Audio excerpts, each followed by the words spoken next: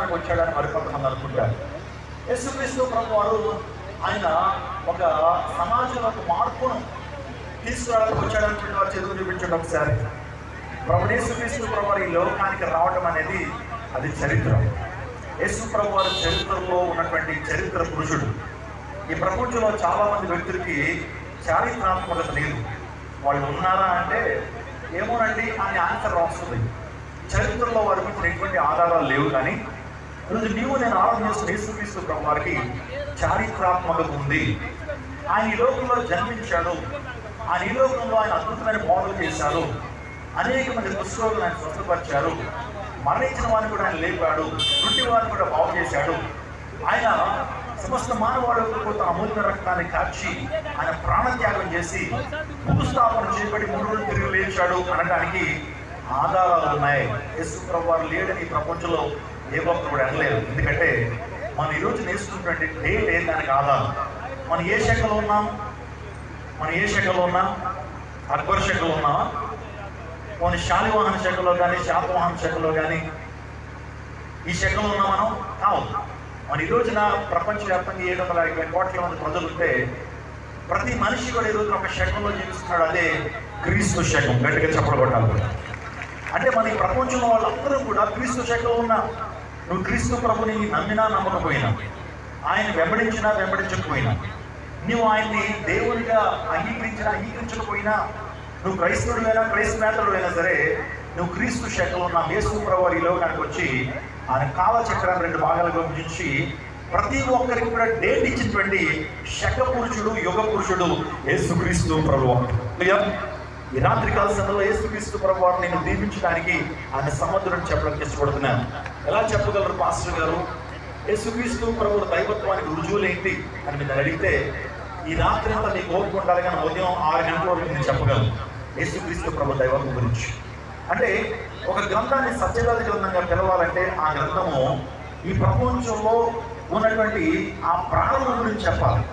అంటే మనిషి ఈ లోకానికి ఎలా వచ్చాడు, ఈ చెట్లు పొట్లు ఎలా తయారు చేయబడ్డాయి, అసలు పదార్థం ఎలా తయారు చేయబడింది, మనిషి యొక్క ఆరిజిన్ ఏంటి అనేటువంటిది ఆ గ్రంథం ఖచ్చితంగా చెప్పినప్పుడే ఆ గ్రంథము సత్యవేద గ్రంథంగా పిలువబడుతుంది. ఈ ప్రపంచంలో బైబిల్ గ్రంథము ప్రతిదానికి ప్రారంభం గురించి మాట్లాడింది. ఆది కాండము అని అంటే ప్రతిదానికి కూడా ప్రారంభం. అంటే దేవుడు అనేటువంటి ఆ గొప్ప వ్యక్తి ఈ ప్రపంచాన్ని ఏ విధంగా సృష్టించాడు, ఈ ఆకాశాన్ని, అంత నక్షత్రాలను, సూర్యచంద్రుల్ని, గ్రహాలని, ఈ గ్యాలక్సీస్ని ఎలా కలుగు చేశాడు దేవుడు, మానవుని ఎలా కలుగు చేశాడు, స్త్రీని ఎలా కలుగు చేశాడు, వృక్షాలను ఎలా కలుగు చేశాడు, జంతువులను ఎలా కలుగు చేశాడు, ఇంకా సాతానుడు ఏ విధంగా వచ్చాడు, ప్రతిదానికి కూడా ప్రారంభం ఆ గ్రంథంలో ఉండాలి. అంటే బైబిల్ గ్రంథానికి ప్రతిదానికి కూడా ప్రారంభం మనం చూస్తాం. అందుని బట్టి బైబిల్ గ్రంథాన్ని సత్యవేద గ్రంథంగా పిలుస్తారు. మనిషి కోతి నుంచి వచ్చాడని శాస్త్రం చెప్తా ఉంది, అంటే సైన్స్ చెప్తా ఉంది. మనిషి కోతి నుంచి వచ్చాడా? చెప్పండి. మనిషి కోతి నుంచి రాలా. మీ మొత్తాంత కోతి అంటే ఎవరు ఒప్పుకుంటారా? లేదు కదా. మనిషి కోతి నుంచి రాలేదు. మనిషి దేవుడి యొక్క స్వరూపము. మనిషి దేవుడి యొక్క స్వరూపము. We are the image and likeness of God. దేవుడి రూపంలో, దేవుడి స్వార్థంలో కలుగుచేయబడ్డాం. కానీ కోతి నుంచి మనం రాలా. ఆలోచన చేయండి.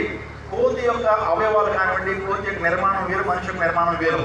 వాస్తవానికి సైన్స్ చదువుకున్న వ్యక్తులకి వాస్తవానికి మనిషి కోతి నుంచి రాలేనటువంటి విషయం చాలా జాగ్రత్తగా అర్థమవుతుంది. అప్పటికి సెల్ కాంప్లెక్సిటీ లేదు. మైక్రోబయాలజీ చార్లెస్ డార్విన్ వ్యక్తి ఆ యొక్క థియరీని ప్రపంచానికి అందిస్తున్నాడు. ఆ వ్యక్తి చాలా విషయాలు తెలియదు.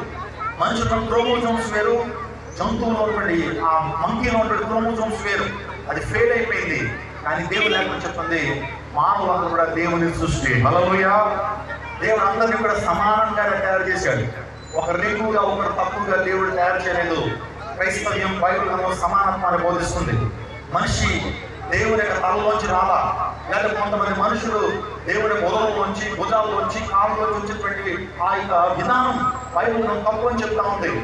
రోజున సమానత్వాన్ని బోధించేటువంటి గ్రంథము దేవుని వాక్యం, పరిశుద్ధ గ్రంథం.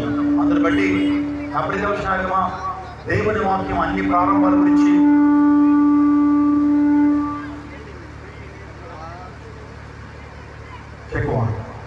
దేవుని వాక్యం అన్ని ప్రారంభాల గురించి మాట్లాడింది. ఇంకో మాట నేను చెప్పడానికి ఇష్టపడుతున్నాను. యేసుక్రీస్తు ప్రభువు వారు ఆయన ఈ లోకానికి వచ్చి ప్రతి మనిషిని వెలిగించడానికి ఈ లోకానికి వచ్చాడు. ఆయన ప్రతి మనిషిని వెలిగించడానికి యేసుక్రీస్తు ప్రభువు ఈ లోకానికి వచ్చాడు.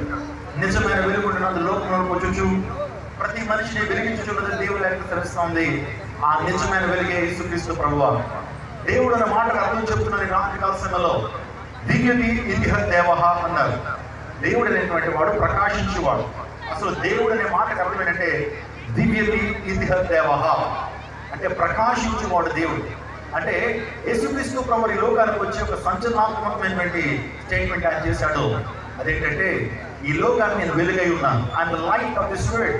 ఈ లోకానికి వెలుగు అన్నాడు. కేవలం భారతదేశానికి మాత్రం వెలుగుని చెప్పలా. ఆయన కేవలం ఇజ్రాయెల్ దేశానికి మాత్రం వెలుగుని చెప్పలా. నేను ఈ లోకానికి వెలుగును, నన్ను ఎవరైతే అంగీకరిస్తారో వారు జీవం వెలుగు కలిగి ఉంటారు అని ప్రభు యేసుక్రీస్తు ప్రభువు చెప్పారు.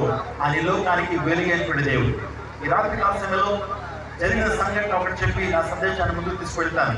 అందరికీ చాలా సుపరిచితమైనటువంటి ప్రాంతం అది. ఆ ప్రాంతం ఈ రోజున భారతీయులు మాత్రమే కాదు, విదేశీయులకు కూడా ఆ ప్రాంతం గురించి తెలుసు. అంత ప్రాచుర్యం పొందినటువంటి గ్రామం అది. ఏంటి ఆ గ్రామం అంటే మన యొక్క ఆంధ్రప్రదేశ్లోనే చీరాలకి బాపట్లకి మధ్యలో ఉంటుంది ఆ గ్రామం. వాస్తవానికి ఒకప్పుడు దాన్ని సెటిల్మెంట్ ఏరియాగా పిలిచేవారు. అక్కడ ఏం జరిగేది అంటే మనుషులు మీలాంటి నాలాంటి మనుషులు జీవిస్తూ కొన్ని డేరాలు వేసుకుని ఆ ప్రాంతంలో నివసిస్తుండేవారు. వారు ఏం చేసేవారంటే వారి యొక్క ప్రవృత్తి, వారి యొక్క వృత్తి ఏంటంటే దొంగతనాలు చేయడం. ఎలా బతికేవారంటే దొంగతనాలు చేయడం, రోడ్డు మీద వెళ్తున్నటువంటి వారిని అటకాయించి వారిని కొట్టి వాళ్ళ దగ్గర బంగారం డబ్బు లాగేసి చంపేసి రోడ్డు పక్కన పడేసేవారు. అటువంటి భయంకరమైన ప్రాంతం ఆ ప్రాంతం. దాన్ని సెటిల్మెంట్ ఏరియాగా పిలిచేవారు. వారు దొంగతనానికి వెళ్తున్నప్పుడు గాడిద రక్తం తాగేవారు. ఎందుకంటే గాడిద రక్తం తాగితే మనిషికి ఆయాసం రాదంటారు. ఎంత పరిగెత్తినా సరే అలా పరిగెడతానే ఉంటాడు. గాడిద రక్తం మనిషికి ఆ స్టామినా ఇస్తుంది.